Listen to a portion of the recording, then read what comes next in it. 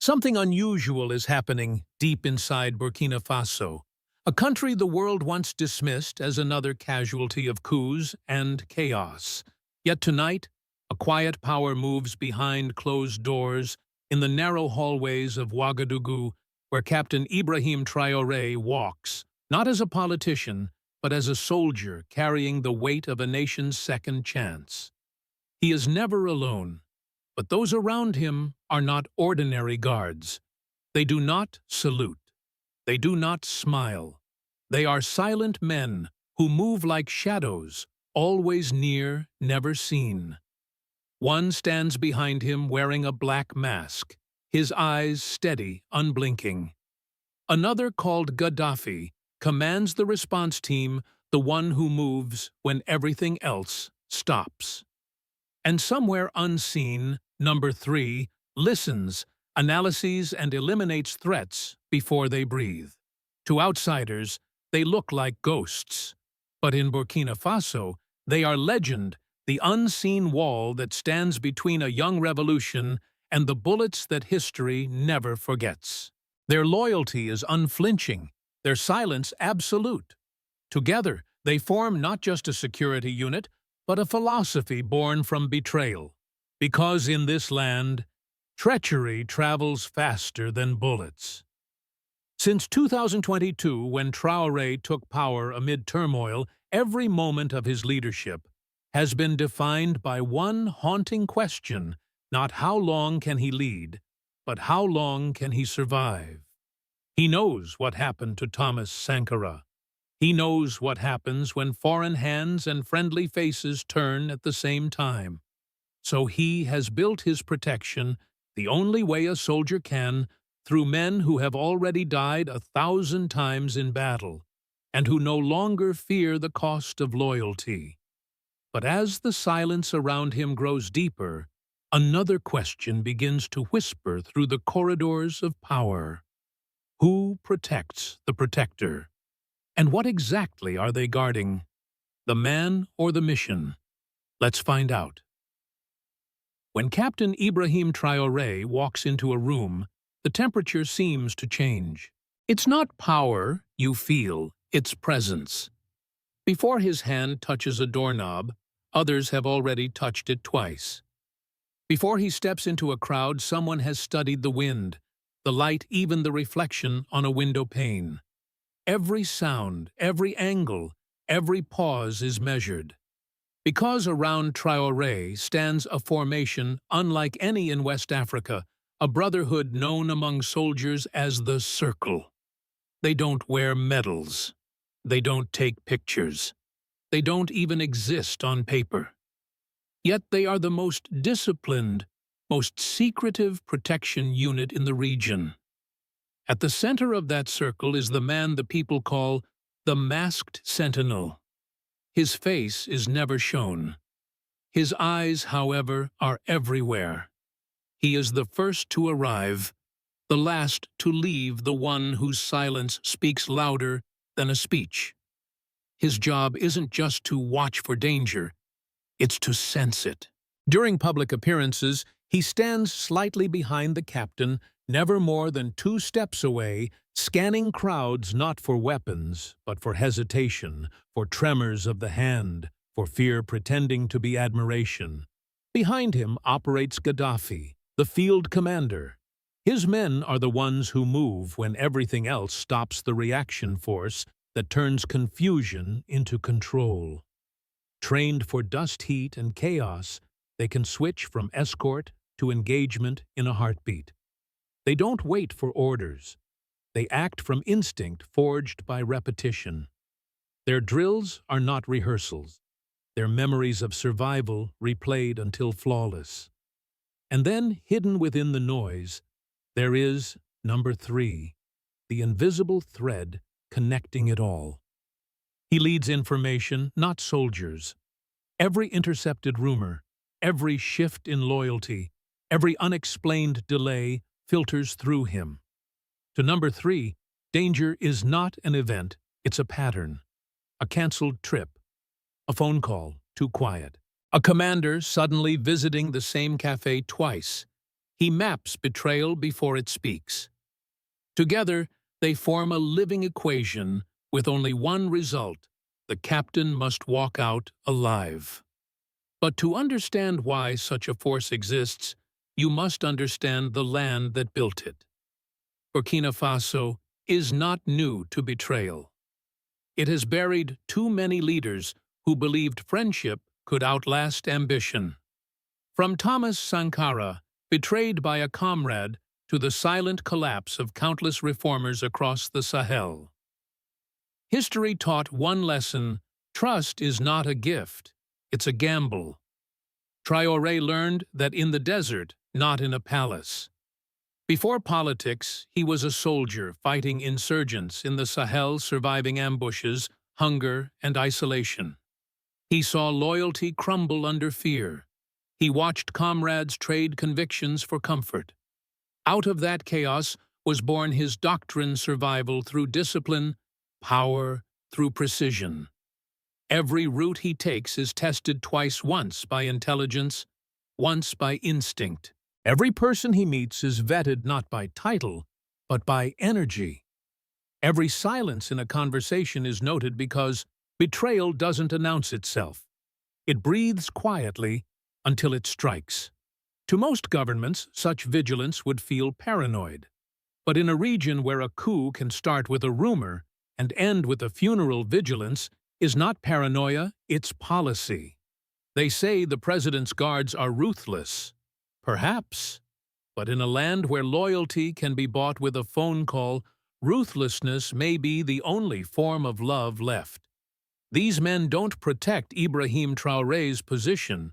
They protect his purpose: to prove that an African nation can secure itself by itself. And in that mission, failure is not an option. Loyalty isn't born, it's engineered. And in the new order of Burkina Faso, that engineering began in fire.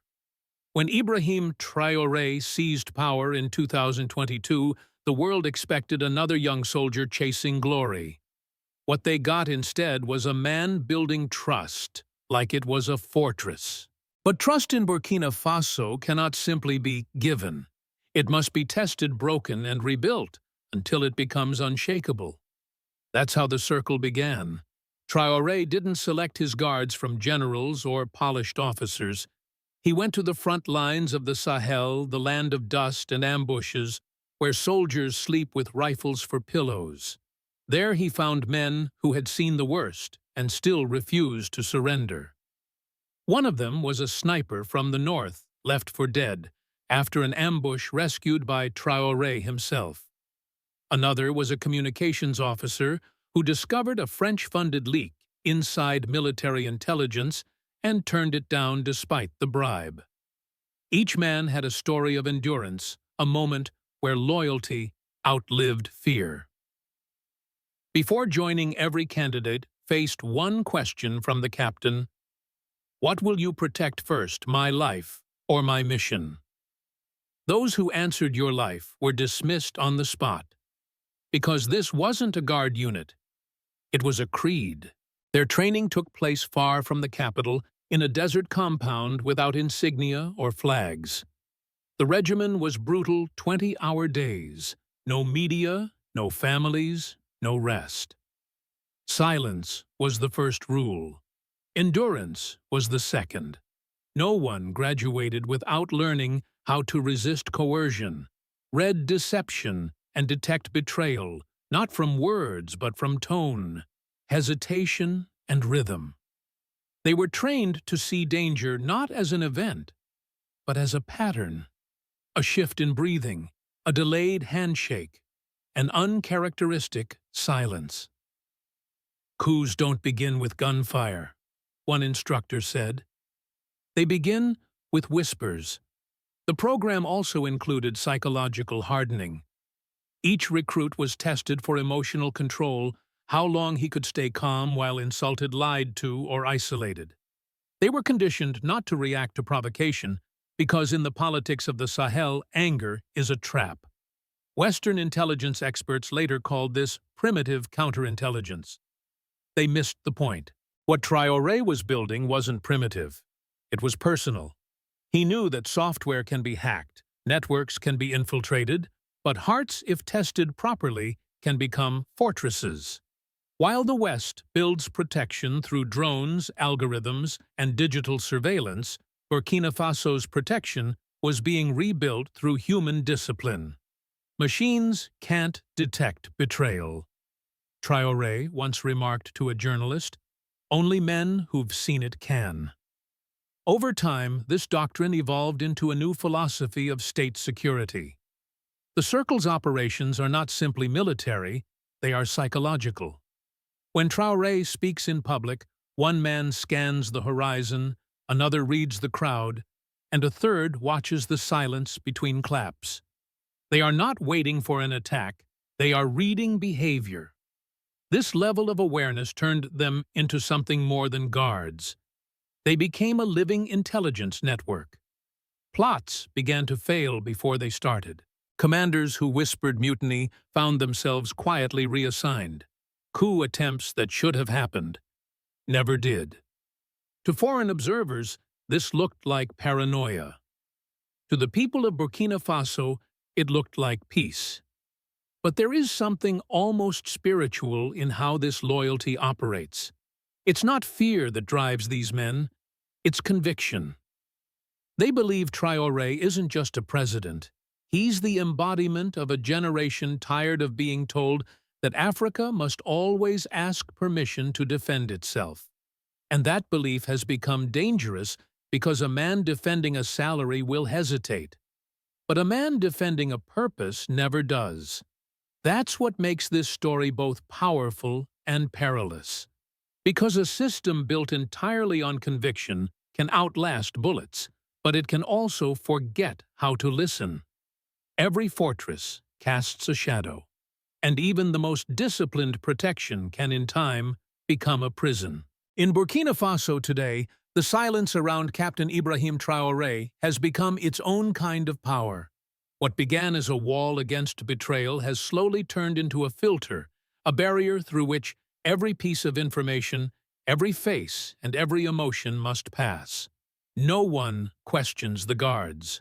They decide who approaches, who speaks, who waits. Ministers know to pause before they speak in meetings, not out of fear of Traoré himself, but out of respect for the silent men standing behind him. The guards' eyes have become the new language of authority. A glance can change the rhythm of a conversation. A nod can end it. This is the paradox of protection. The closer the shield clings to the leader, the more it reshapes the world around him. What started as defense against enemies has become a quiet control over proximity perception and eventually power itself. And yet, it works. For the first time in decades, Burkina Faso has stability. The coups have stopped. The leaks have vanished. The whisper networks that once echoed through the barracks now fade before they find a listener. To the citizens, that silence feels like calm. To foreign diplomats, it feels like distance. Inside the presidential compound, order reigns. But outside, people begin to wonder whether that order is sustainable or simply suspended. How long can a revolution stay alive when its heartbeat is guarded by secrecy? Still, even critics cannot deny the results. Markets reopened. Roads once controlled by insurgents are being cleared. Communities that once fled now return. There's a sense, fragile but real, that the country is breathing again. For many Burkinabè, this quiet stability is worth any cost. But for those who have studied history, the pattern is hauntingly familiar. Every revolution that survives long enough must eventually choose to open its gates or to lock them. Too much openness invites chaos. Too much control breeds stagnation. And somewhere in that fragile balance, every ideal begins to age. Western analysts call this authoritarian consolidation. African intellectuals call it sovereign realism. But for the men and women of Burkina Faso, it's simply survival. They remember how quickly hope once died with Sankara's betrayal, with coups supported by outsiders, with promises that came wrapped in foreign aid, but delivered dependence. So when Traoré's guards patrol the palace with expressionless faces, people do not see tyranny, they see memory. They see the price of being naive in a world where trust can be weaponized. Still, the danger remains subtle but real. The more perfect the system becomes, the less it trusts imperfection. And imperfection is where humanity lives. If the guards ever mistake caution for disloyalty or silence for conspiracy, the very philosophy that protects the revolution could destroy it.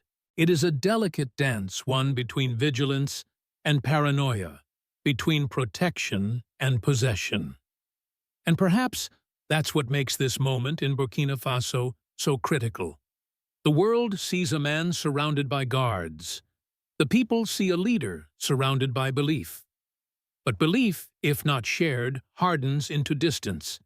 And distance, if not bridged, becomes isolation. That's the invisible risk Captain Ibrahim Traoré carries each day. His guards may keep him alive, but who will keep him connected? Because revolutions do not die when their enemies win. They die when their protectors forget why they were guarding in the first place. To the Western eye, Captain Ibrahim Traoré's system of protection looks like a paradox, a democracy guarded by silence, a revolution wrapped in secrecy. American analysts call it controlled sovereignty. European diplomats whisper militarized populism. But those words reveal more about the West's fears than about Burkina Faso itself. In Washington, think tanks debate whether Traoré's government is a genuine nationalist experiment or just another uniformed regime pretending to be righteous. They analyze satellite images, troop formations, public speeches, yet they miss the pulse that drives it all. Trust rebuilt from betrayal. Older Americans, those who remember the 1960s, might recognize the rhythm. They've seen leaders walk the same tightrope between hope and danger. Kennedy, Malcolm X, Martin Luther King Jr., men who spoke of renewal and paid for it with their lives. So when they hear of a young African captain surrounded by silent guardians, they understand the instinct to shield a dream before it's extinguished. But geopolitics doesn't forgive sentiment. In the halls of power, loyalty without transparency looks suspicious. Western governments demand access reports cooperation. They want to know who stands behind Traoré, who funds him, who advises him. Yet that very curiosity is what his philosophy resists. Because, for the first time in decades, Burkina Faso is writing its own playbook, one not edited in Paris, Washington, or Brussels. And that independence unsettles those accustomed to influence. To the West, Traoré's guards symbolize control. To Africans, they symbolize continuity. Two worlds reading the same silence, drawing opposite conclusions. Still, the question resonates across both continents. How much control is too much? When does vigilance become isolation? Perhaps America understands this question better than it admits. Every leader from Lincoln to Reagan has known that protection can either preserve democracy or suffocate it. The difference lies not in the walls we build, but in the reasons we build them. And maybe that's what makes Traoré's story so unsettling to Western observers. It's not that he defies their systems, it's that he reminds them what sovereignty once meant. Every revolution begins with a promise. But promises don't survive on words, they survive on discipline. In Burkina Faso, Captain Ibrahim Traoré's guards have become more than sentinels. They are symbols. Proof that sovereignty can for once be defended from within, not by foreign hands but by men who share the dust the hunger, and the history of the land they protect. And yet, even symbols can cast long shadows, because protection when absolute risks becoming control. If the same silence that guards the leader begins to silence the people, then the very idea of independence can wither inside its own armor. That is the burden Traore carries, a paradox carved into every revolution that outlives its rage. He has built safety out of loyalty and loyalty out of belief. But the hardest challenge now is not to survive betrayal. It is to survive admiration. History has shown that the walls we build to preserve purity can over time isolate it. Every fortress must someday open its gates, not to surrender, but to breathe. Because a nation cannot be protected forever by men alone. It must be protected by institutions, by memory, by values that outlast the men who first defended them. So as Burkina Faso stands at the crossroads of its rebirth, the question that once echoed through its corridors remains, who protects the protector? And maybe, just maybe, the answer is not the guards behind him, but the people who still believe in why he fights. If you believe that Africa deserves the right to secure its own destiny, please share this video. If you believe that truth should outlive the headlines, subscribe and stand with those who still guard more than power, they guard purpose. Because in the end, the revolution was never about survival. It was about remembrance. And that silence behind Captain Ibrahim Traoré, that's not fear. That's the sound of a continent learning to protect itself.